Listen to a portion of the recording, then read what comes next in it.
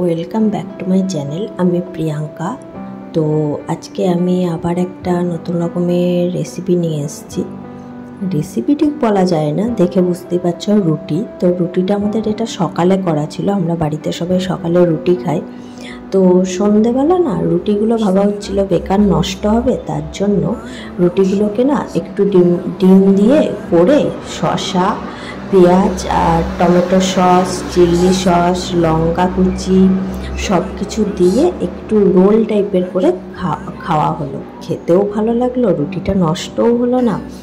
তো তোমরাও এরকম করতে পারো। বাসি রুটিও করা যায়, আগের দিনের রুটি পরের দিন এরকমভাবে খেয়ে নিলে পেটটাও ভরা থাকে আর খাবারটা তো খারাপ না, বাড়ির খাবার। ধরো ডিমটাও পেটে গেল, রুটিও পেটে গেল, আর একটু শসা আর পেঁয়াজ কুচি দিয়ে দিলেই হলো। এবার বলো কীরকম লাগলো তোমাদের। তো আর আমাদের নষ্ট করার মতো কিছুই নেই, যে বেকার নষ্ট কেন করবো। একটু তেল দিয়ে আমি রুটিটা ভেজে ডিম দিয়ে এরকম রোল টাইপেরই, মানে পেট ভর্তির জন্য আরামসে, যে বেকার নষ্ট করার থেকে ভালো। দেখো চিনিও এটা খাচ্ছে আর ওর পাপাও খাচ্ছে, আমরা সবাই খেলাম। চিনিকেও দেওয়াই যেতে পারে, রুটি তো কোনো খারাপ না। সকালের রুটি, এটা তো আর বাসি রুটিও না যে বাসি রুটি সকালবেলা খাবো বলে, মানে সকালে ব্রেকফাস্টে বানানো হয়েছিল।